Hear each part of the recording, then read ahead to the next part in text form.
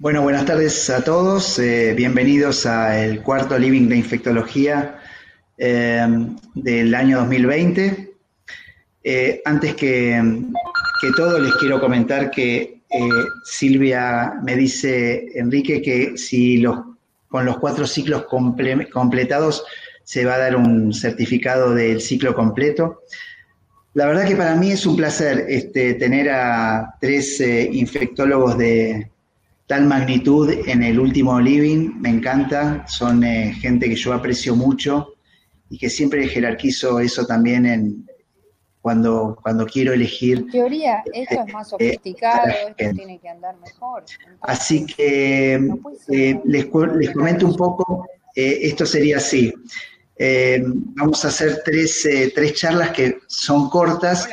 En la primera charla lo vamos a tener a Francisco Navicinovich, que es el jefe de infectología de ICVA y el director de Invera, que es investigación en la resistencia antimicrobiana, que es un proyecto muy interesante que tiene Pancho con un grupo de infectólogos muy importantes, que está trabajando ahí desde el año 2014, y si tenemos un tiempito, Pancho nos va a explicar bien este proyecto que él tiene.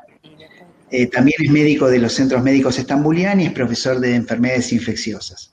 Lo que quedamos con Pancho era que él iba a abarcar la problemática de infecciones protésicas por bacilos gram negativos.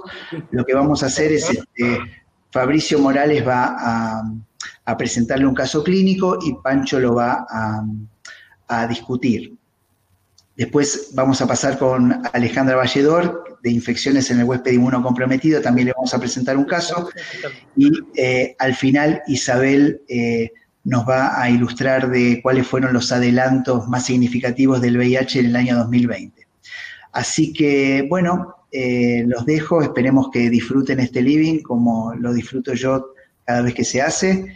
Y bueno, vamos a empezar con Pancho. ¿Cómo hago para hablar ahora? Bueno, buenas tardes a todos. Gracias, Javier, por la invitación. Vamos a presentar un caso clínico de una infección protésica temprana por bacilos gram negativos multiresistentes. Se trata de un hombre de 73 años, diabético, hipertenso, obeso, que tuvo una internación en abril de este año por una infección del tracto urinario bacteriémica por bacilo gram negativo BLE, requirió tratamiento antibiótico y estadía en terapia intensiva. Y tiene una internación reciente en octubre de este año para un reemplazo total de cadera izquierda por caída de propia altura con fractura del fémur proximal. La herida evoluciona a las 2 semanas del posoperatorio con flegosis, abundante dolor e impotencia funcional. Y en la toilette quirúrgica se obtiene el desarrollo de una Klebsiella pneumoniae productora de carbapenemasa, únicamente sensible a tigecyclina, colistin, fosfomicina, minociclina, ceftavibactam, una cimameropenem D8 y resistente a los aminoglucósidos. Entonces, en este contexto, nos preguntamos, de acuerdo al caso clínico, ¿cuál es el mejor tratamiento antibiótico, el más adecuado para nuestro paciente? La segunda pregunta, si hay que hacerle una toilette y si hay que retirarle o no la prótesis, y cuál es la extensión del tratamiento, por cuánto tiempo tendríamos que tratarlo.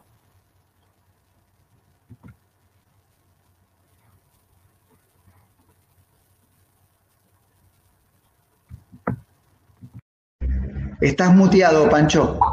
Bueno, ahí está. Gracias por avisarme. Gracias, Fabricio, gracias, Javier. Siempre es lindo reunirse, aunque sea para estas cosas, así que gracias por la invitación con el último aliento del año. Y bueno, este es un caso clínico que la verdad que cada vez estamos teniendo cada vez más. Les voy a mostrar algunos datos para que ustedes recuerden. Les recomiendo la sesión de infecciones osteoarticulares que se hizo en el Congreso de la SADI, que está online. Tuvo la doctora Leda Guzzi, Fernanda Barberis y Lucas Ale, que la verdad que hicieron una mesa muy interesante, así que se las recomiendo, y algunas de las diapositivas justamente me las facilitaron Fernando y Lucas para mostrarles a ustedes. Bueno, las infecciones por bacilos gram negativos multiresistentes es un problema cada vez más importante, como vemos en esta diapositiva, cómo van aumentando y los bacilos negativos en general, y sobre todo los aislamientos de multiresistencia, que de ser una proporción muy baja, menos del 10%, ahora hay algunas series que llegan casi hasta el 30-40%, ¿no? Así que sin duda que son un problema. Y en Argentina ustedes saben que tenemos un problema adicional con el tema de las carbapenemasas, de las bacterias productoras de carbapenemasas, porque ahora tenemos un incremento muy notable de microorganismos que tienen doble carbapenemasa, es decir, tienen KPC y NDM o KPC y OXA, en fin, se complica mucho el manejo. Yo voy respecto a la última pregunta que estaba en el cuadro, que era ¿cuál es la duración del tratamiento? Desde ya es la más fácil de responder porque no hay datos nuevos al respecto. Ustedes saben que las últimas guías sobre este tema las sacó la Sociedad Americana de Infectología en octubre, a fines de octubre de este año, y justamente cuando ellos inician el desarrollo del consenso, dicen no vamos a hablar nada, ni de tratamiento empírico, que es una conducta, les diría que habitual de los americanos, a diferencia de los europeos que se juegan un poco más en el tratamiento empírico. Ellos dicen no vamos a hablar ni de tratamiento empírico, ni de duración de tratamiento. Después yo les voy a decir lo que me parece que hay que hacer con este paciente, pero realmente no sabemos la duración del tratamiento y tampoco tenemos muchos datos, como les muestro en esta diapositiva, acerca de infecciones osteoarticulares, sobre todo asociadas a implantes, por KPC, como les muestro en esta diapositiva que también me dio Fernanda Barberi. Fíjense que hay solamente 3 casos con carbapenemasas, con OXA, donde aparentemente el manejo más agresivo de retiro del implante fue mejor que hacer un tratamiento más conservador de bridamiento con conservación del implante. Así que la verdad que los datos que tenemos son muy magros como para poder reunir una experiencia suficiente, ¿no? Y fíjense que en este estudio también el retiro del implante de infecciones por bacilos gram negativos multiresistentes, un estudio multicéntrico que reúne gran cantidad de pacientes con bacilos multiresistentes, que incluye un poco de todo. También el retiro del implante como estrategia terapéutica de la estrategia quirúrgica fue mejor, tanto en las tempranas como en las tardías. Y después cuando comparaban los bacilos negativos, si ven es una serie muy pequeñita, versus el Staphylo aureus vecino resistente, siempre les fue peor con los bacilos gram negativos. Así que esto es una realidad que ya sabemos, ¿no? que ocurre así con los bacilos gram negativos, ¿no? ¿Cómo hacemos para superar estas dificultades, ¿no? Yo creo que hoy por hoy, como no hay demasiados datos, me parece muy importante que uno pueda individualizar el tratamiento. Ahora se tomó una palabra del marketing y en los papers ustedes leen customizar el tratamiento, ¿no? O sea, individualizar según el paciente. Y ustedes saben que nuestro grupo de trabajo, Javier, vos lo sabés muy bien, Isabel, que tenemos la idea de que la evaluación de la función del implante es un aspecto clave. Si el implante está estable, si cumple con la función para la cual fue colocado, y por supuesto la situación clínica, un paciente que no esté chocado, séptico, etcétera, y tener un meticuloso estudio microbiológico nos puede ayudar a dirigir mejor el tratamiento. Acuérdense que este paciente que describió Fabricio en realidad tiene una desgracia con un poco de suerte porque tiene sensibilidad a varios antibióticos. Acuérdense que hay un porcentaje, nosotros el año pasado en el ICUA tuvimos un brote de KPC y en muestras no de orina tuvimos un 37% que eran sensibles a trimetoprima sulfa, y hay un porcentaje más o menos del 5 al 10% que son sensibles a ciprofloxacina. Así que también hay que probar estas drogas en este tipo de microorganismos. Y muchas veces nos pasa, como nos contó Fabricio en el relato de la situación clínica, que tenemos que al paciente le hacen la toalete quirúrgica porque tiene una infección, pero en esa toalete es una toalete donde le reducen el inóculo, pero muchas veces no se hace el reemplazo de los polietilenos, de las partes móviles, hasta tener el cultivo. Después, cuando tenemos el cultivo, nos preocupamos y decimos, ahora, ¿qué hacemos? Pero creo que es importante,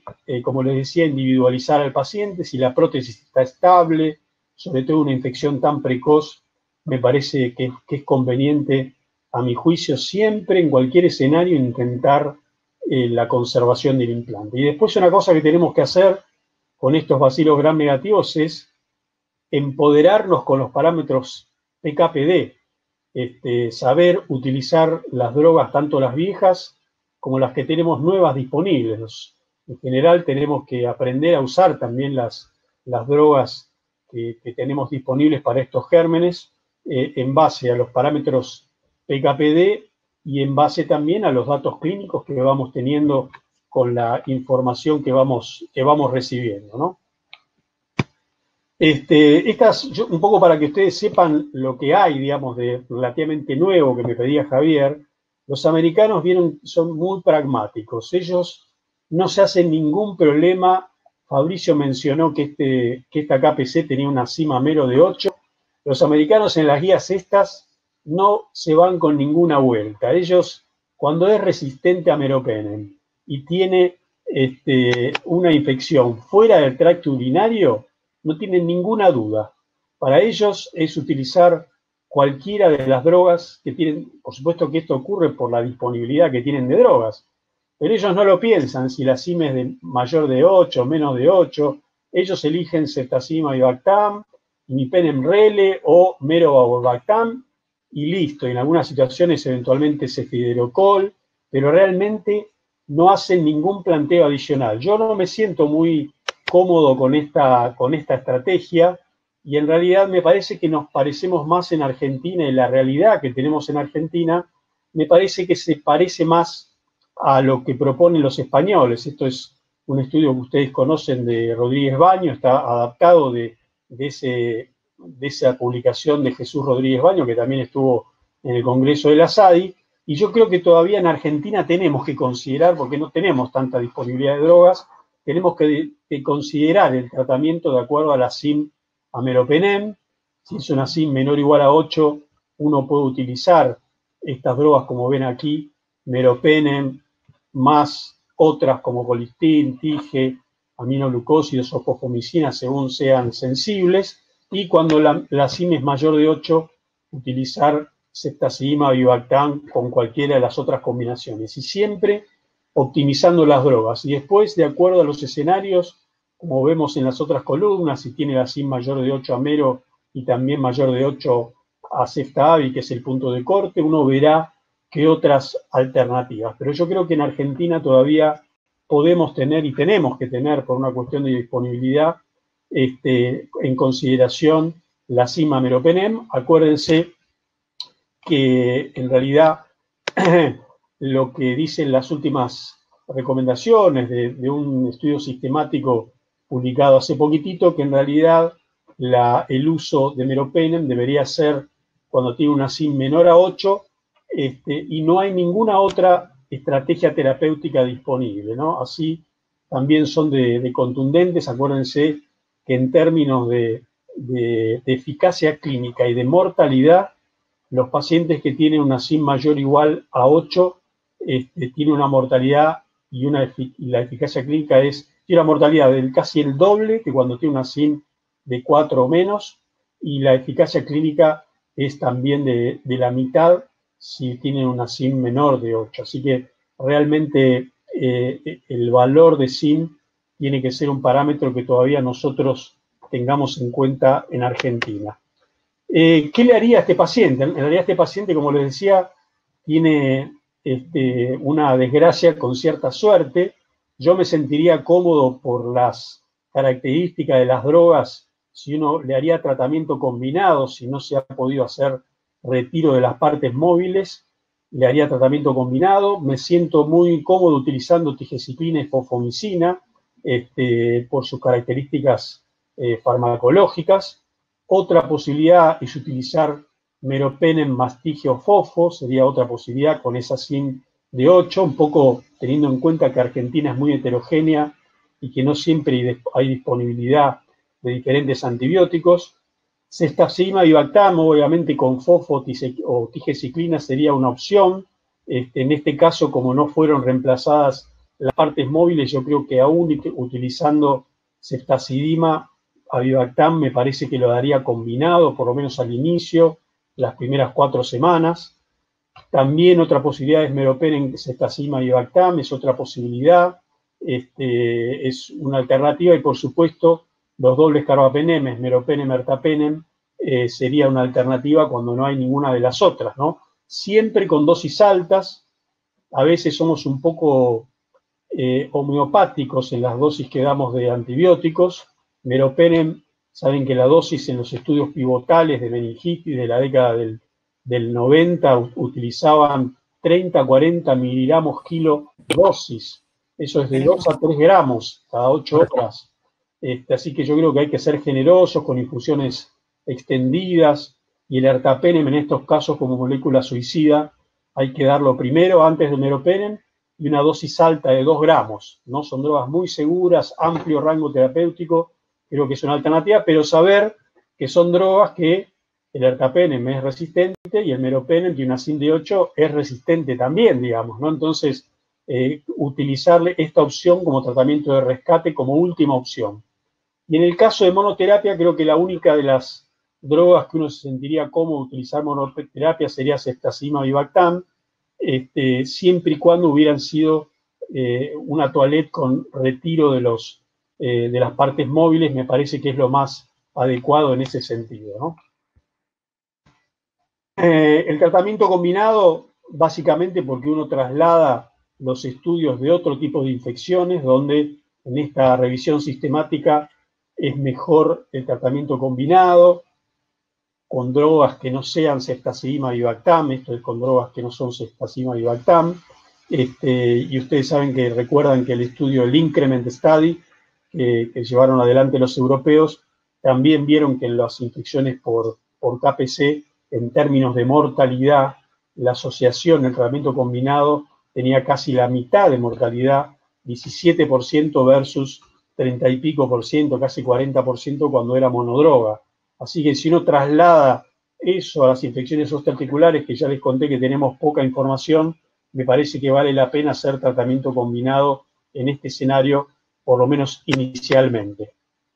Y después, bueno, acá, no sé si lo puedo ver, tenía una animación, pero que no la puedo hacer. Esto es ver un poquitito cuándo puede utilizar monoterapia, ¿no? Y básicamente lo que dice este cuadro que pretendía ser animado, es que sean situaciones donde sean de bajo inóculo, que esté la infección localizada y controlada, que tengan buenos parámetros PKPD, y a nivel del tejido que se quiere comprometer, básicamente son esas, y en la posibilidad de corregir o de estar supervisando los eventuales efectos adversos. Así que yo creo que este paciente, tuve un paciente parecido con estas características antes de que existiera ceftazidima y Bactam en Argentina, lo traté con tigeciclina y fosfomicina, y después que tenía un implante en la columna, había quedado cuadripléjico, después de un accidente de tránsito, un chico de 26 años, y tuvo una infección de un implante vertebral, y justamente le di tige y fofo, no toleró bien altas dosis de tige, finalmente quedó con fosfomicina, y después de la fosfomicina quedó con tratamiento supresivo prolongado con fosfomicina oral, con fosfomicina la cálcica. Bueno, acá simplemente para que recuerden que la tige tiene altas concentraciones tisulares, al revés del colistin, así que si tuviera que haber elegido, creo que era sensible al colistin, me parece mejor la tigeciclina.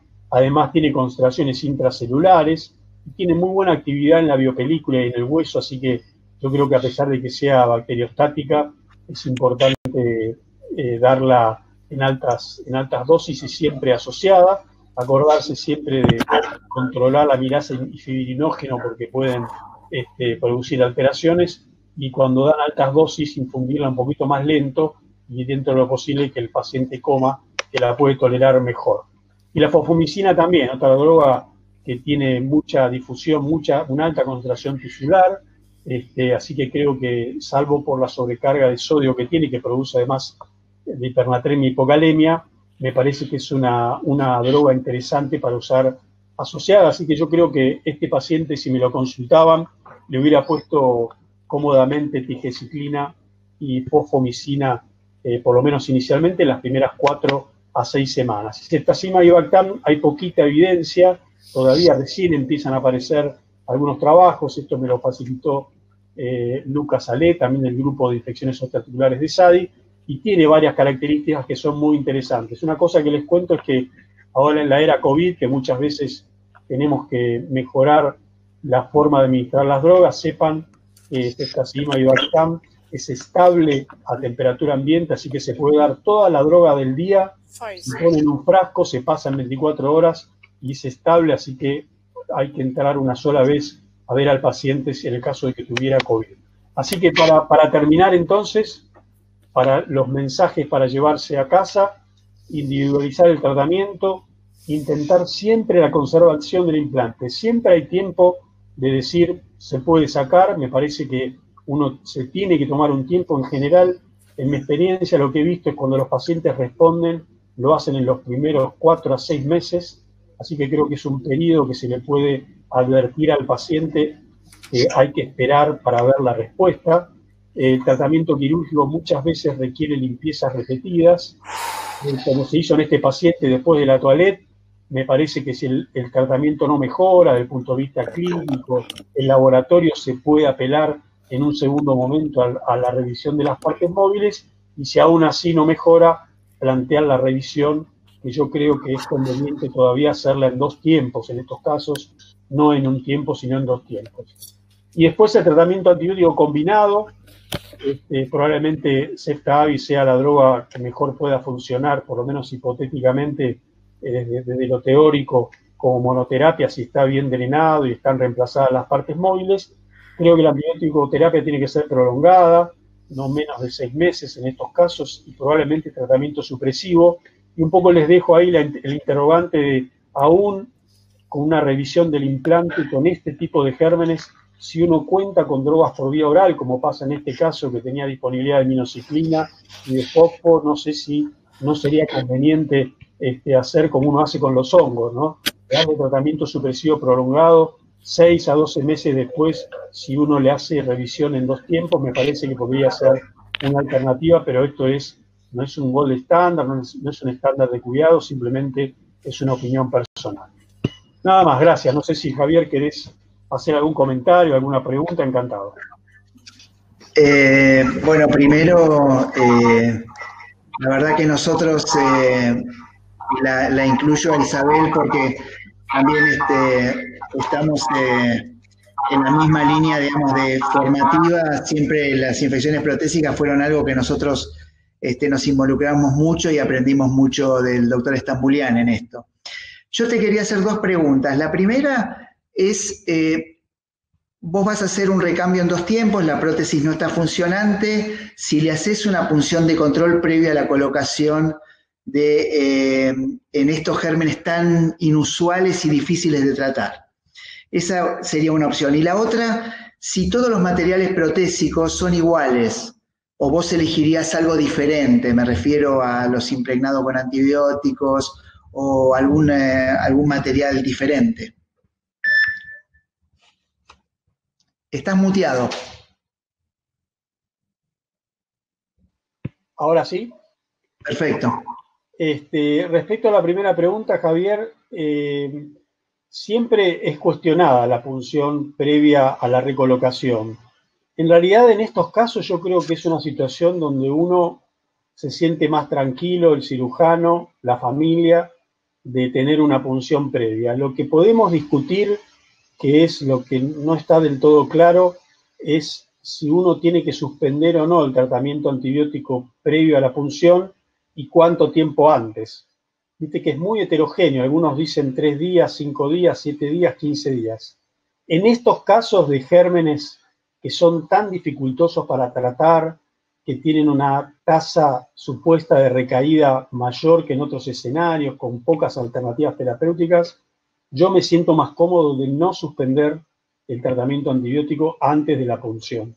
Y después, en definitiva, lo que va a dar el mayor rédito va a ser la muestra quirúrgica, que también se va a tomar, digamos, ¿no? Pero en estos gérmenes complicados, yo la verdad que a lo sumo, para si el cirujano por ahí está habituado, trato de acoplarme, trato de no suspenderlo más de 48, 72 horas antes de la punción. Pero si no, lo dejo con el tratamiento antibiótico generoso, le hacemos la punción y vemos. Y respecto a la segunda pregunta, yo creo que el paciente seguramente va a recibir una prótesis cementada, así que uno tiene que ver si el tratamiento qué es lo que le va a poner. Podría ser que pusiera alguna de las drogas utilizadas por vía sistémica, como la tigeciclina, o la fosfumicina, o el mismo colistin, podría ser. Digamos, habría que ver qué se le pone en el cemento. Y en realidad, yo creo que los materiales, yo creo que tienen que ser aquellos con los cuales el cirujano se sienta más cómodo de trabajar, porque hay veces que no están habituados a trabajar con cierto tipo de implantes, y es como cuando uno hace un reemplazo de una válvula cardíaca. ¿Qué ponerle, qué no ponerle? Lo que se sienta más cómodo el cirujano. Obligarlo a que le ponga un homoinjerto cuando le puede hacer rápidamente una prótesis mecánica, me parece que no tiene sentido porque se entorpece el procedimiento. Acá es algo parecido, con lo que se sienta cómodo trabajar. Si consigue implantes que estén embebidos con antibióticos, con alguno que tenga actividad contra esta droga, me parece que puede ser. Pero básicamente la elección del material tiene que ser parte de la estrategia quirúrgica del cirujano. Perfecto. Bueno, les voy a presentar ahora a la doctora Alejandra. Muchas gracias, Pancho.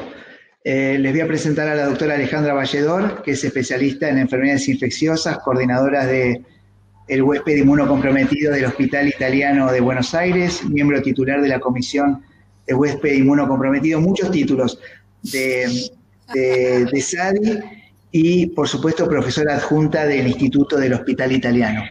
Gracias, Ale, por estar. Ya creo que es la segunda o tercera vez que ya estás en el living. Sí. Bueno, yo me desconecto y te va a presentar un caso Fabricio Morales. Ok. Muy bien. El segundo caso clínico, vamos a ver una enfermedad micótica de difícil resolución. Se trata de un varón de 53 años con enfermedad por criaglutininas, con diagnóstico reciente en octubre de este año de una púrpura trombocitopénica inmune con serologías virales negativas, para la cual realizó tratamiento con pulsos de metilprednisolona, gamma globulina y corticoides en altas dosis, con los cuales se egresa. Él egresa con deltisona 8 miligramos cada 8 horas. 20 días más tarde, el paciente ingresa a nuestra institución nuevamente por un cuadro clínico caracterizado por tos seca, algunos registros subfebriles, pérdida de peso, y al examen físico además presentaba odinofagia y Muguet. Se le hizo una PCR para COVID, la cual fue negativa, y en el laboratorio de ingreso, como datos positivos, presentaba leucocitosis de 20.700 glóbulos blancos con desviación de la fórmula hacia la izquierda, una PCR de 132 y plaquetopenia de 110.000.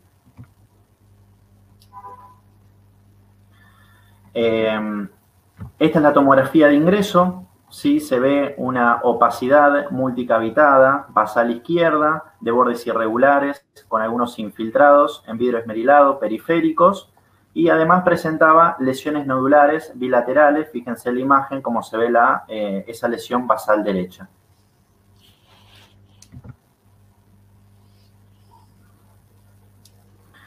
Se le inicia tratamiento antibiótico empírico con piperacinata tazobactam y vancomicina, y además se agregó tratamiento con aciclovir y fluconazol porque además el paciente presentaba mucositis severa. Se le piden hemocultivos para gérmenes comunes, los cuales fueron negativos, una serología, una ELISA de cuarta generación para HIV, la cual fue no reactiva, esputos seriados negativos para VAR, y se le realiza una fibrobroncoscopía con lavado broncoalveolar, que en primera instancia, la observación directa, el neumonólogo nos informa que ve elementos necrotizantes en el sitio donde tenía la neumonía. Y la bacterióloga, en el examen directo, visualiza hongos filamentosos.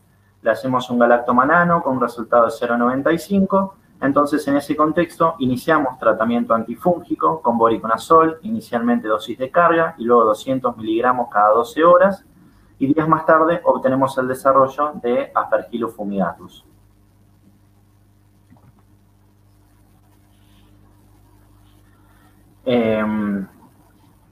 Alejandra, no sé si vos querés comentar algo del caso clínico. Yo había intercambiado unas diapositivas en el medio, pero no están, así que, ¿qué pasó? ¿Qué pasó?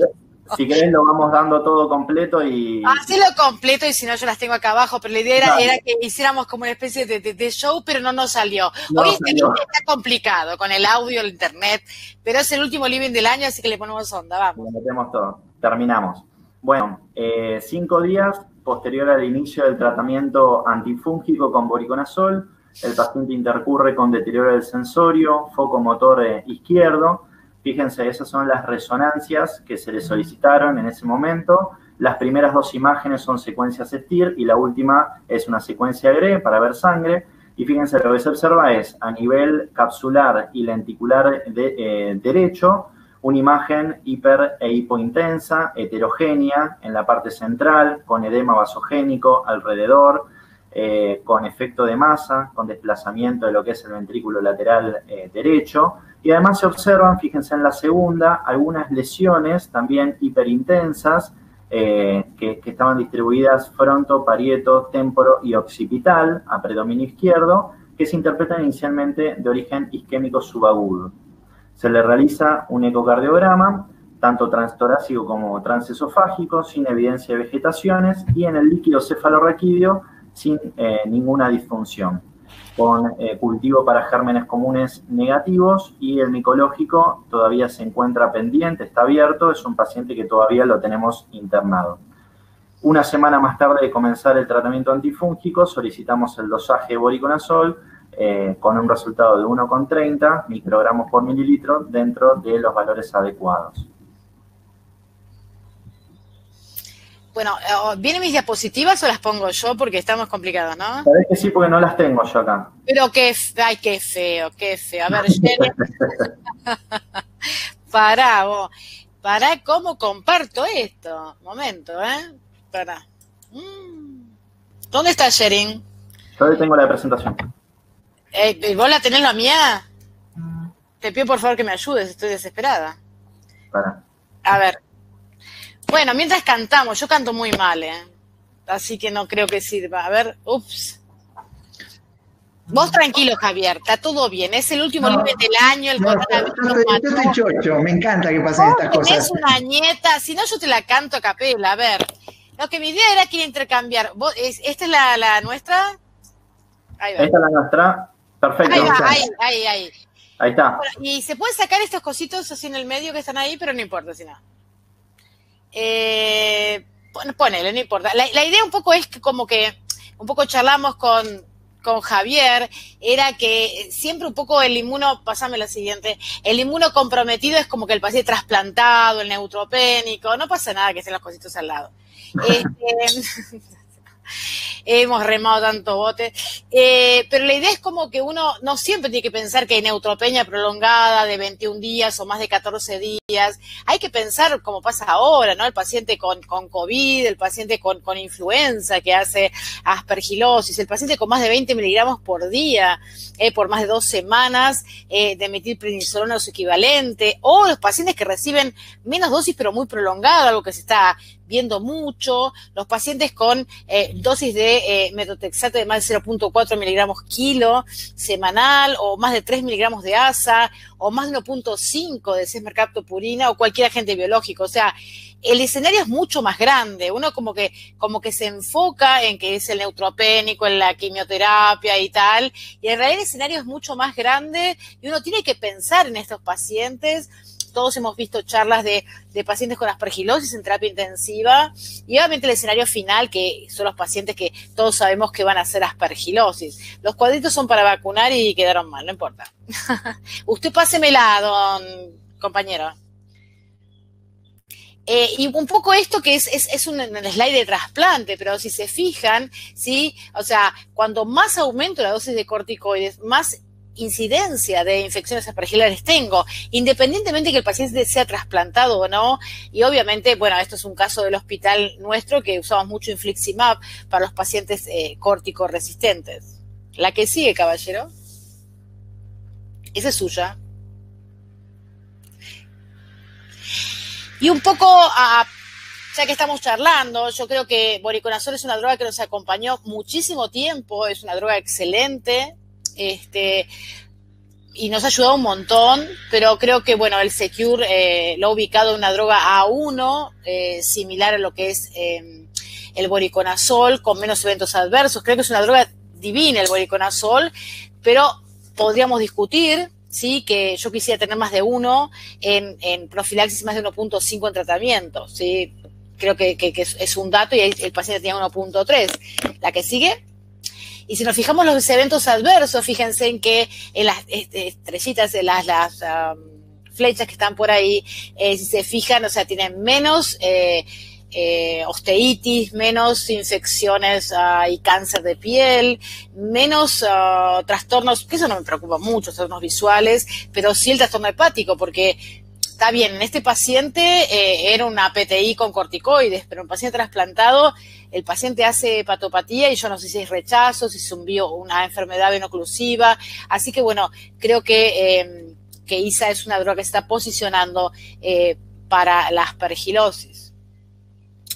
Y por otro lado, pásemela, pensar en la resistencia, creo que, y es una mea culpa y de todos nosotros, creo que no estamos haciendo sensibilidad para la aspergilus y quizás esto es una aspergilosis resistente, no lo sabemos, sabemos que, bueno, sobre todo en los Países Bajos y tal, hay mucha resistencia y si nos fijamos, hay dos escenarios, uno es el escenario. Eso, gracias. Uno es el escenario de el paciente que lo adquiere del medio ambiente, que es lo que pasa en los Países Bajos y quizás en los nuestros, que no sabemos, donde se usan muchos antifúngicos en la agricultura, en la ganadería y tal.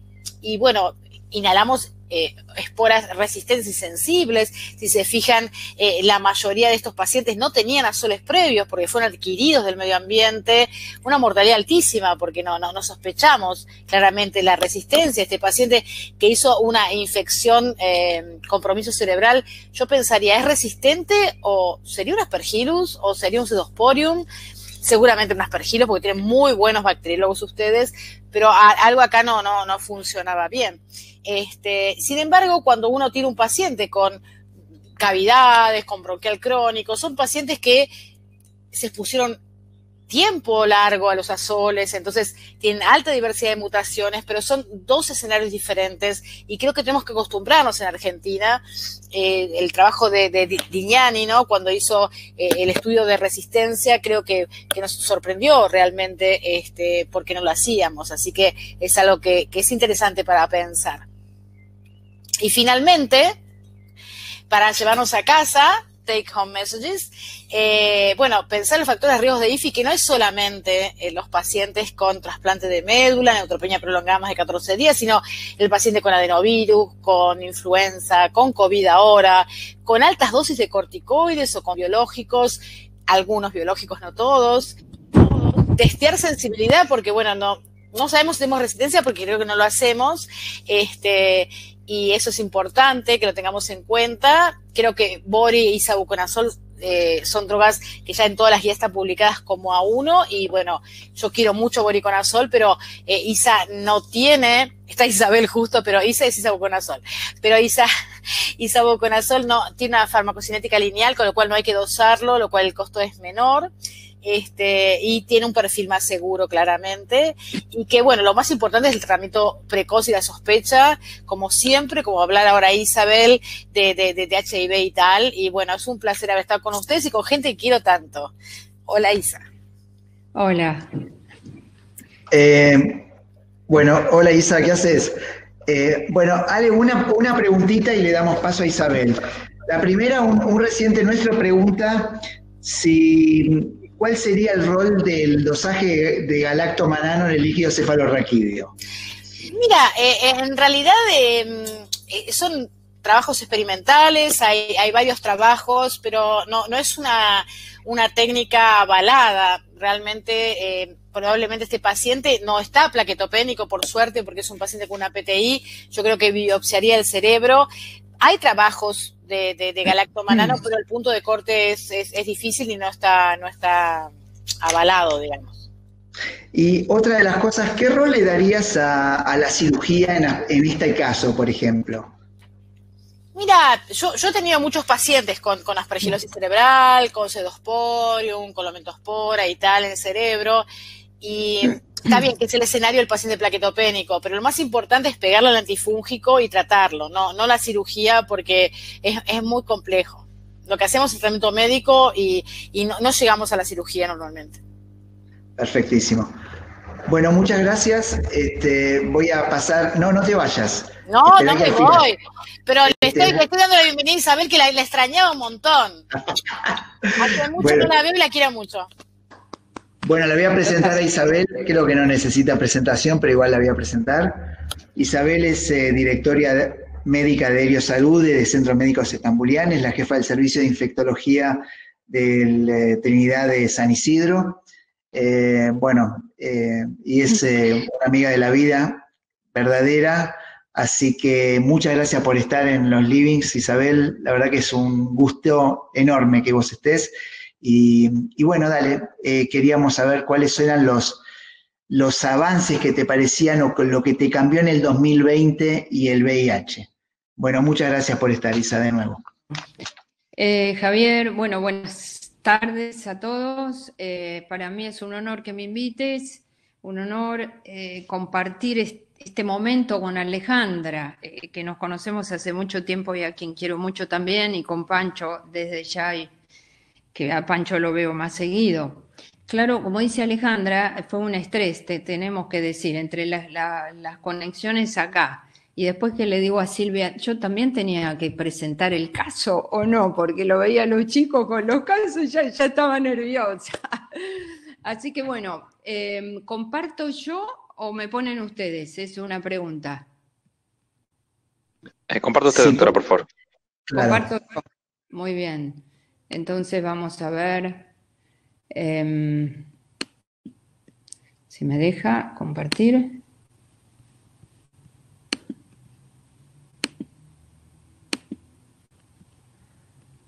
A ver.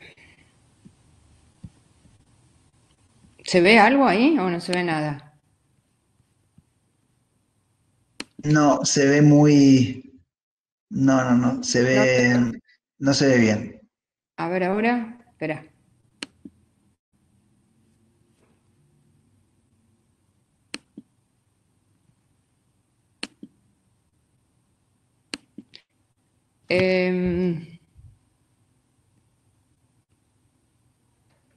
¿Le podremos empezar a pasar las diapos a la doctora? ¿Ahora? No, tampoco.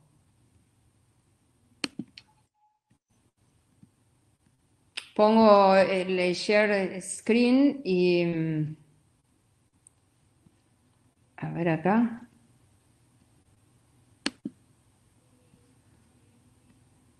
Permitir... A ver, Javier. Espera, a ver ahora si lo ven. No. No sé qué pasa, che. Pongo compartir y abro. De hecho, abro la presentación a ver si se puede. Espera. Listo, doctora, ya la cargué. Sí, ya la cargaste. Está perfecto, listo, ahora sí. Genial. Bárbaro. Viste que sí, un poquito de estrés siempre. Bueno, Javier me pidió que repasemos un poquito qué cambió en este tiempo y yo me voy a referir a lo ocurrido en el 2020 y para eso voy a empezar con algunos datos de epidemiología. Como ustedes ven ahí, estas son las cifras últimas que da ONU-SIDA, donde dice que hay 38 millones de personas que viven con HIV en el 2019. Esto es lo último de lo último, no hay más.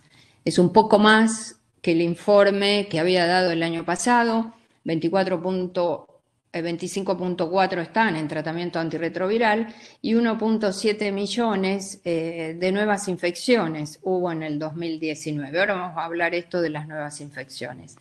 Pero además de toda la gente que vive con HIV en el mundo, 52.2% son mujeres. Es el gráfico que ustedes ven acá a la derecha, donde Latinoamérica se ubica en tercer lugar en las mujeres con HIV, después de 2 lugares en el África, el Asia, es decir, después del África-Asia, venimos nosotros en Latinoamérica. Y en el mundo, cada semana, cerca de 5.500 mujeres jóvenes entre 15 y 24 años adquieren la infección por HIV. Pero yo diría que estamos en un momento muy especial porque estamos asistiendo a distintas generaciones de mujeres, ¿no? Desde recién nacidas, niñas, adolescentes, adultas y abuelas. Entonces, ¿qué cambió? Que ONUCIDA dice, bueno, lo que creíamos 90 para el 2020 no llegamos, claramente no llegamos. Entonces cambia y dice, bueno, para el 2030 vamos a poner fin a la epidemia. Pero fíjense, no hace falta que les diga el 90, que todos lo conocen, y ven ahí que el 81% solamente de la gente conoce que tiene HIV. Falta para llegar al 90, 67% recibe tratamiento y 59% está suprimida. Y en Latinoamérica esas cifras son menores. Entonces la primera cosa es que no llegamos al 90. Pero no solo eso, sino que, fíjense los datos de ONUCIDA, a la izquierda es en el mundo y a la derecha es en Latinoamérica. Y 1.7 millones, les contaba, de las personas adquirieron el HIV en el 2019. Es decir, 3 veces más de 3 veces de lo que se pensaba llegar o bajar en el 2020. Miren el gráfico del medio, donde está el puntito, es donde ONUCIDA pensaba bajar las nuevas infecciones. Entonces no llegamos ni tampoco bajamos las nuevas infecciones. Y en Latinoamérica las nuevas infecciones aumentaron desde el 2010 en un 21%. Esta es la situación. En el taller latinoamericano, que muchos de nosotros estamos participando, ahora estamos actualizando las cifras, lo único que les quiero decir que en Latinoamérica la epidemia es sobre todo en hombres que tienen sexo con hombres y luego en mujeres transgénero. En el Caribe es más de mujeres, pero cuando nosotros miramos los nuevos ingresos, vemos esto que les contaba. Estos son los hombres jóvenes, hombres que tienen sexo con hombres, cómo aumentaron a través de los años, 36%, 46%, no así en las mujeres, pero en las mujeres no bajó. Entonces esto se estabilizó. Y el problema nuestro en realidad es el insuficiente testeo y la vinculación al sistema de salud. Una vez que se vinculan en general en Latinoamérica, se queda. Dejamos estos datos y pasamos a un tema que sí fue muy importante este año, que fue la violencia doméstica que experimentaron las mujeres. Esto es en el mundo. Fíjense, en total, algún tipo de violencia por su pareja, sea física o sexual, 20% en el mundo. Y entonces cuando miramos qué pasó en Latinoamérica, primero quiero decirles que las mujeres que experimentan esta violencia tienen un riesgo 1.5 veces mayor de adquirir el HIV que las mujeres que no sufren esa violencia. Y en Latinoamérica también fue más alto en la población, las mujeres con HIV que sin HIV. Y en Argentina y Brasil, las mujeres diagnosticadas con HIV durante el control prenatal reportaron mayor vulnerabilidad a la violencia institucional. Es decir, que la violencia no es solo violencia de su pareja, de la familia, sino en las instituciones, hecho que todavía seguimos viendo. Y ONUCIDA, ¿qué dice este año de diferente? Dice, bueno, sí, realmente aceptamos en el medio de la pandemia que la violencia aumentó. Y entonces dice, en Francia ha aumentado el 30% desde la cuarentena y en Argentina aumentó un 25%. Entonces traté de buscar una cifra para traerles y vemos este estudio hecho en la Argentina, donde dice que los llamados a la línea 137 que recibe los llamados de violencia doméstica en la Ciudad de Buenos Aires aumentaron 32% y que bajaron los llamados por alternativos, la policía uno de ellos. ¿Y qué se relacionó? Bueno, los hombres que se quedaban en la casa versus los que salían en estas encuestas, los que se quedaban en la casa, las mujeres sufrían más violencia y las variables eran compartir el mismo espacio y la no generación de recurso económico. Esto está recién salido del horno, les aseguro, porque es el boletín que se acaba de publicar, no para que repasemos todas las cifras, nada más que para que sepamos que tenemos 136.000 personas que viven con VIH, pero lo que quiero resaltar acá es esto, que no hemos mejorado mucho en el diagnóstico tardío, miren, 30%. Y si miran las regiones, esto es total país, si miran las regiones, más o menos 25-30%. Y una asignatura pendiente que tenemos en la transmisión vertical, que es muy alta, 4.6% de transmisión vertical. Así que nos queda mucho por trabajar. Dejamos esto de lado, dejamos los datos de la epidemiología y vayamos a lo nuevo que me pidió Javier del 2020, solo para repasar, recuerdan ustedes un auditorio experimentado, todo lo que hemos vivido con las drogas antirretrovirales, la nevirapina cuando apareció, después la verdina que no tuvo mucho espacio, el efavirenz, la etravirina, la rilpivirina que tuvo su lugar pero no fue muy destacada, y finalmente la doravirina. Entonces, esta es una droga nueva y miren lo que pasó a Asia, la evolución de las coformulaciones. Las últimas coformulaciones aprobadas fueron el TAF-FTC Darurancovy en una pastillita, el TAF-FTC el Bictegravir, el inhibidor de integrasa último aprobado,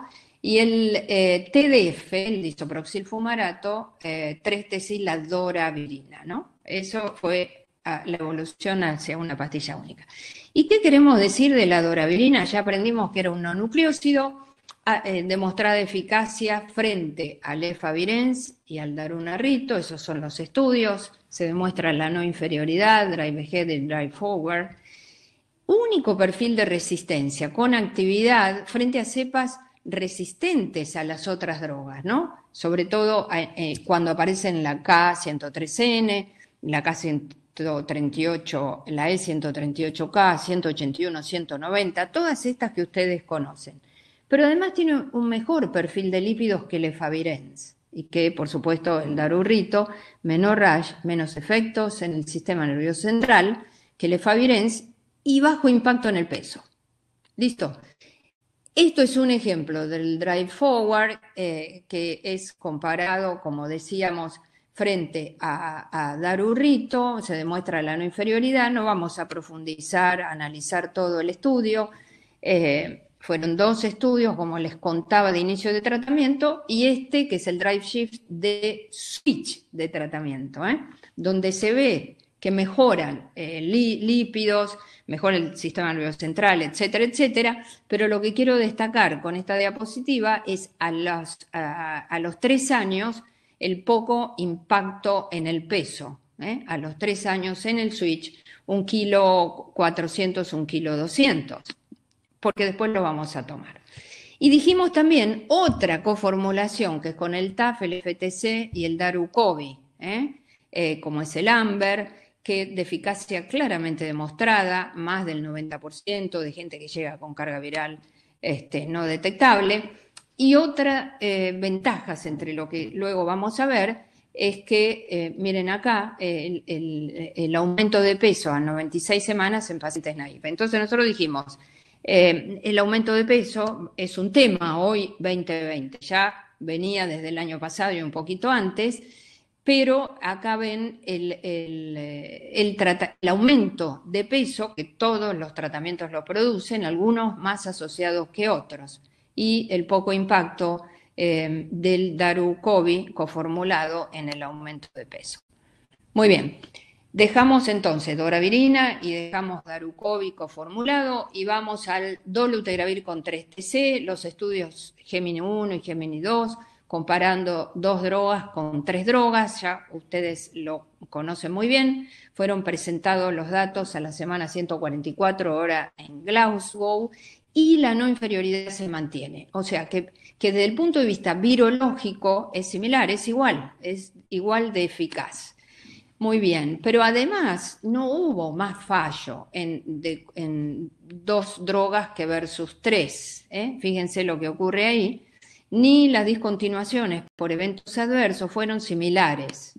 Ahora, cuando uno ve un poco más en detalle el aumento de peso y otras cuestiones, va a ver que en general el tema del riñón y del hueso, el perfil fue mejor para dolu-3-TC, ojo, comparado con TDF, ¿no? Con el tenofovir disoproxil-fumarato, el FTC y el dolu, es decir, que ahí se ve la influencia del TDF. Pero en cuanto al peso, un poco más de aumento de peso con dolutegravir 3-TC versus TDF, FTC, dolu, a 144 semanas. Y ahí podemos discutir, ¿será que el TDF baja un poquito de peso? Puede ser, no lo sabemos. Y finalmente, para dejar este tema de las drogas, se aprueba este año una droga que se llama fostemsavir, que es un inhibidor de la entrada, en pacientes muy, muy experimentados. Hoy vemos pocos pacientes con fallos múltiples, pero los hay.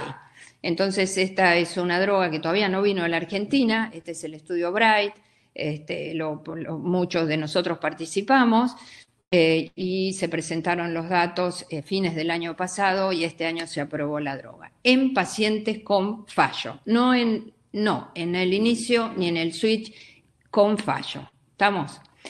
En resumen, todo lo que vimos hasta acá, miren, eficacia hoy, la verdad es que no nos podemos quejar con los tratamientos, esto es inicio de tratamiento, más del 90% de eficacia. Y aquí ven todas las drogas que comentamos. Lo nuevo, las guías de este año, ¿cambiaron? Sí. Les puedo decir que la DHS, EACS y ASUSA y GESIDA, todas consideran ahora la biterapia como preferida, en la misma línea que los otros esquemas que ustedes ya conocen. Todas inhibidores de integrasa, bictegravir, dolutegravir y raltegravir. Ralte no está en todas, pero la integrasa es el mensaje, está en todas. Con TAF-FTC, TDF-FTC o abacavir 3-TC únicamente coformulado con el dolu. Lo nuevo es el 3-TC y el dolu, ¿no? Pero acá siempre yo me pregunto, bueno, la eficacia virológica está muy bien y todo lo que vimos está muy bien. Pero si las guías es para toda la gente, para la gran mayoría, la biterapia tiene restricciones. No podemos usarla con más de 500.000 copias. Con el CD4 hay una discusión. La guía SUSA dice quizás con menos de 200 CD4 mejor no tiene que tener hepatitis B activa, tiene que tener un test de resistencia basal. Esas son las restricciones, pero lo concreto es que están en el mismo nivel y me adelanto a decirles, aunque no está publicado, que nuestro país va a adoptar lo mismo, la triterapia y la biterapia y con dolutegravir como droga preferida. Entonces, claro, la doravirina y el COVID con el daru coformulados bajan alternativos. Muy bien, dejamos eso y ya vamos a la última parte, donde empieza lo que escucharon ustedes, inicio rápido. ¿Y por qué queremos empezar rápido el tratamiento? A ver, ¿por qué queremos? Bueno, una porque si queremos queremos empezar rápido, tenemos que saber que la gente tiene HIV, diagnosticar más y testear más, primera cosa. Y además porque el año pasado los americanos dijeron, bueno, nosotros queremos poner fin a la epidemia. Y entonces, ¿qué tenemos que hacer? Diagnosticar más gente, muy bien. Tratar rápidamente, muy bien, implementar la preexposición, la profilaxis preexposición y los brotes ir rápido a tomarlos, a estudiarlos. Pero ¿de dónde vienen estas nuevas infecciones? Miren, el 81% viene de gente que no sabe que tiene HIV, pero también de gente que sí sabe, pero que no recibe el tratamiento, no está en el estándar de cuidado, ya no está dentro de lo que es la retención en el sistema de salud. ¿Y por qué queremos entonces empezar rápido? Porque queremos llegar antes a no detectable. Más de 6 meses de no detectable, tomando regularmente la medicación, etcétera, etcétera, etcétera, no detectable es no transmisible. Es decir, que esa persona no transmite. 4 estudios que lo ven ahí, que dan el soporte científico para decir esto. Hay varios estudios hechos en Estados Unidos y otros fuera de Estados Unidos donde dicen que empezar rápido el tratamiento es mejor. ¿Cuánto es rápido? A ver, si ustedes van a las guías van a ver que algunas hacen diferencia el mismo día, otras dentro de los 3 días, otras 7 días. El concepto es lo antes que se pueda, si se puede dentro de los 7 días, pero van a leer estudios el mismo día. Bueno, este es el RAPID, que lo único que les quiero contar es que incluyó primero poquitos pacientes. Fíjense que esto es 2013-2014 en San Francisco y dijeron, bueno, vamos a empezarlos rápido a ver si llegamos a carga viral no detectable lo antes posible y esa gente transmite menos, en esa época no se sabía, y lo comparamos con el estándar de cuidado, es decir, viene la siguiente visita, viene la otra y la otra. Y entonces lo que se ve es que se llega más rápido a supresión virológica cuando se empieza antes. Ese es el el tratamiento antirretroviral comparado cuando dábamos universal o comparado cuando lo guiábamos por el CD4. Y miren abajo, cuando se empieza rápido, se llegaba a carga viral no detectable en un mes y 8, 4 meses y 7 y algo, cuando se empieza más tarde. O sea, está acá, rápida supresión viral, y cómo fue evolucionando en el tiempo, y más rápida la visita, y mejor retenidos en el sistema de salud.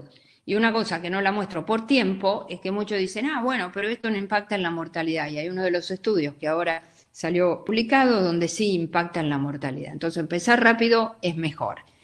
Con todos los tratamientos, y no, acá 2 drogas no le podemos dar.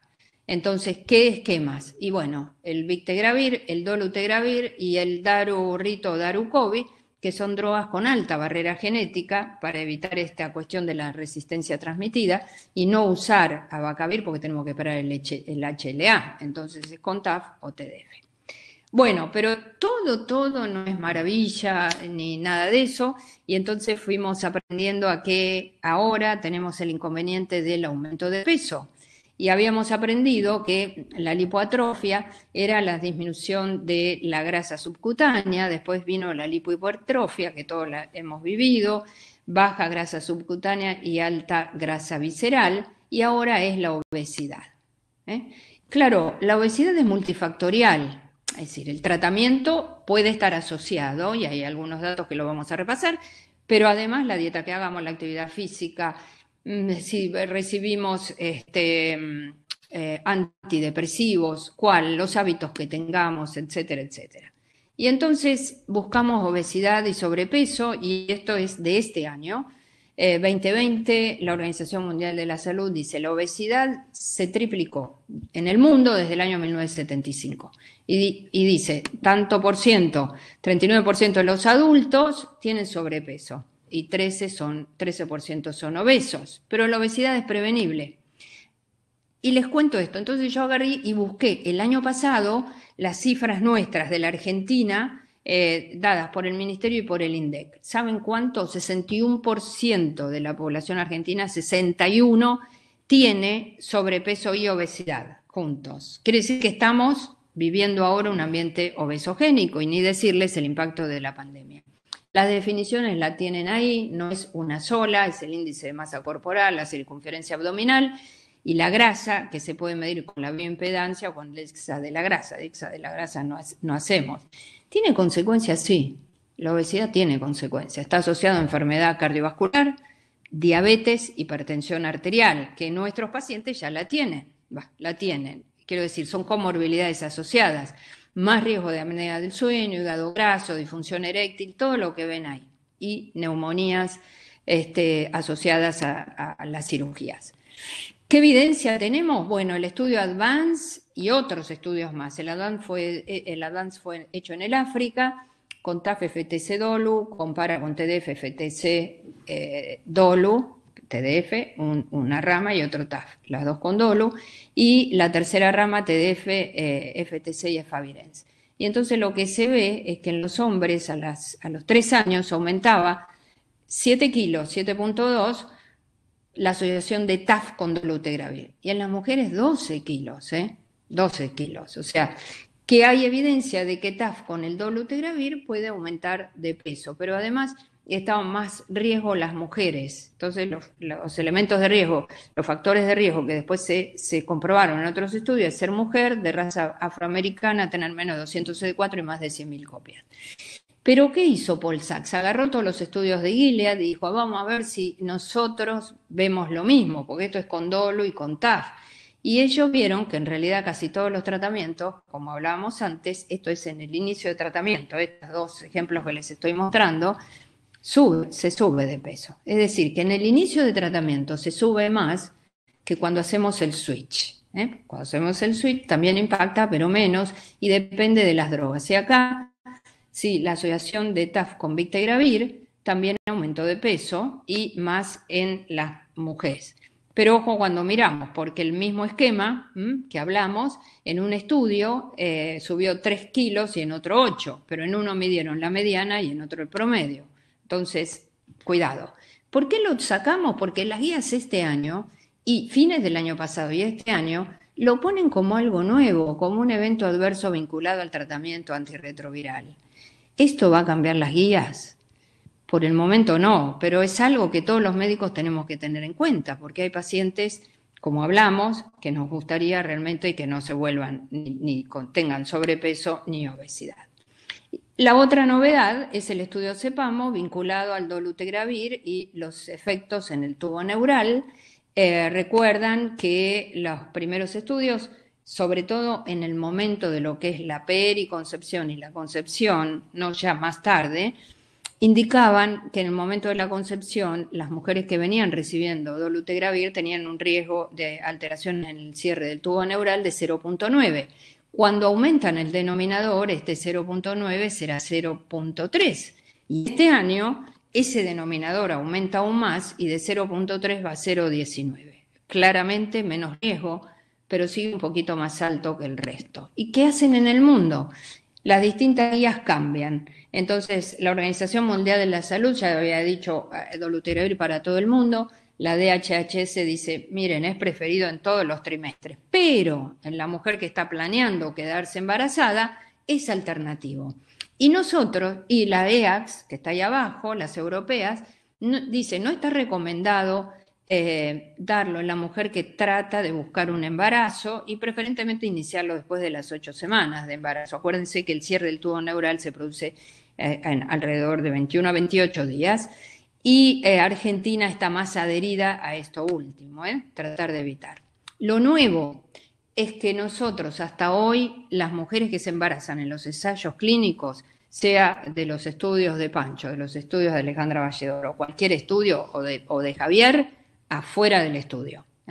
Y hoy hay toda una revolución en la ciencia para decir que las mujeres tienen que quedarse, porque si se embarazan tienen que quedarse en los estudios. Y habrá que ver riesgo versus beneficio. Y finalmente, el impacto de COVID. Lo que hicimos nosotros, como muchos de las instituciones, es cambia 2020, la limitación de no concurrir, el mensaje por WhatsApp, mensaje de texto que ya lo teníamos, dimos la medicación por 2 meses, consulta por videollamada, la medicación a la casa ya la veníamos implementando, contestamos las dudas y suspendimos el test rápido. Ahora después le voy a contar por qué. Y estos son los pacientes nuestros de nuestra corte con HIV que tuvieron COVID y que ahora se agregan otros centros, pero estos nada más los 92 que tenemos hasta ahora y más de 100 y pico con los otros centros. Nada más que decirles que hay para hablar, pero que las comorbilidades más frecuentes fueron la obesidad y la hipertensión, y los síntomas más frecuentes, la fiebre, la tos, pero también la cefalea y la falta de gusto. Y estos son los centros, incluyendo al Sanatorio Anchorena, con Javier y los otros centros que están participando del estudio. Hicimos una evaluación, un cuestionario, una encuesta en realidad a través de cuestionarios validados a 1.336 pacientes nuestros con HIV y vimos el impacto en la salud mental y más del 50% tenían depresión, irritabilidad, estrés y ansiedad, pero muy adherentes. Nos publicaron este año, por primera vez tenemos una publicación en el Journal of AIDS, este estudio, así que estamos contentos del impacto en la salud mental. Y esto es lo que les quería contar. Hacíamos en el 2019 cerca de alrededor de 2.000 test de HIV rápido. Es gratuito, y la confirmación también es gratuita, y durante la pandemia, cuando empieza la pandemia, suspendimos el test rápido y después lo reiniciamos y hoy estamos en casi la mitad de test rápido, 800, 900. Es decir, que durante la pandemia la gente no dejó de tener sexo y tampoco se cuidó demasiado. Los mensajes para llevar a casa es: todos cambiamos durante la pandemia, la verdad que sí, todos cambiamos en nuestras casas, los hijos, en las instituciones, y yendo puntualmente a lo nuestro, NUCIDA propone llegar al fin de la epidemia para el 2030. La biterapia con 3TC, dolutegravir, aparece como opción preferida, eso es nuevo. El dolutegravir en embarazo, un lugar más flexible. Aparece un nucleócido nuevo, la doravirina, en el inicio y en el cambio. Aparece la coformulación con Darucovi en el inicio y en el cambio. Se aprueba esta droga fostensavir. El aumento de peso es un tema que hoy tenemos que considerar. Y el impacto de la pandemia, quizás lo veamos el año próximo, en nuestra población. Quizás más fallos virológicos, más nuevas infecciones, más comorbilidades porque no se pudieron controlar, más aumento de transmisión vertical. En fin, tenemos que estar atentos. Le agradezco a Laura Samaniego que me ayudó con la presentación y acordarse de cuidar a los demás, pero también cuidarnos a nosotros. Un abrazo y muchísimas gracias. Muchas gracias, Isa. Tengo una pregunta para vos, una para Alejandra Valledor. Para vos, me preguntaban si el aumento de peso en la población latina estaba documentado y era la misma que en las series que vos mostraste. Y si el síndrome metabólico tiene algo que ver, digamos, también en el aumento de peso. ¿Cuánto hay también en el aumento de peso en el bienestar? Claro. Mira, hay una iniciativa de hacer un estudio grande con el aumento de peso en América Latina en esta población, ¿no? Si sacamos la población de HIV, en general los mexicanos tienen una cifra parecida o mayor a la nuestra de población general. Nosotros 61% de población general, como lo contaba antes. Quiere decir que la primera pregunta, los datos no los tenemos todavía de aumento de peso en la población con HIV en América Latina. La segunda pregunta es que impacta el síndrome metabólico, impacta la circunferencia, impacta porque en general vemos esta cosa en la práctica de la hiperlipemia, la cuestión de las hiperglucemias, impacta. Entonces yo creo que hay una población, no todos los pacientes van a subir de peso, pero hay un grupo donde yo creo que especialmente tenemos que prestar atención, que son aquellos hipertensos, diabéticos, con antecedentes de enfermedad cardiovascular, y es allí donde uno tiene que poner la atención. Y claro, lo del bienestar, y ahí hay que poner la balanza, ¿no? Así, digamos, una de las condiciones sería la carga viral indetectable, es un aspecto que se puede lograr, ahora hay que cuidar mucho y ponerle mucho énfasis al daño colateral. Así es, así es. Mira, Javier, una de las, viste que están estudiando la patogénesis de este aumento de peso, porque no está claro, por eso decíamos que es multifactorial, pero una de las cuestiones que proponen muchos investigadores es la vuelta a la salud. Cuando vos volvés con carga viral no detectable, todo ese tiempo que tuviste carga viral alta, tenés fenómeno inflamatorio. La obesidad tiene mucho de inflamación. Y entonces vos bajás eso, pero no lo eliminás totalmente. Entonces, aún así, eso de la no detección trae estas cuestiones, ¿no? De las comorbilidades, del aumento de peso y demás. Buenísimo. Ale, preguntaban ¿cuándo usás combinación de antifúngicos en el tratamiento de enfermedades micóticas? Mira, en realidad el tratamiento combinado, como todos sabemos, no está indicado ni para aspergilosis ni para zigomycetes, aunque nos dé un poquito de miedo, pero sí está indicado para Fusarium, está indicado para Lomentospora, para Cedosporium, son hongos muy resistentes. Está indicada la combinación, por ejemplo, en Fusarium bori con anfotericina, Lomentospora anfotericina con una equinocandina, pero sí combinado en hongos no aspergillus y no zigomycetes, está indicado porque no es predecible la sensibilidad. Entonces, en la aspergilosis no sería para vos una opción. No, mira, yo lo he revisado mucho, se me están parando los pelos, pero es la humedad, chicos. No, en realidad, no. Todos en las charlas que hemos dado y que hemos escuchado, todos te dicen que el tratamiento combinado para aspergilosis ni para zigomycetes debe ser combinado. Ahora, tras bambalinas, en el ICHS, en el Congreso de Inmunocomprometidos, para zigomycetes todos usamos tratamiento combinado.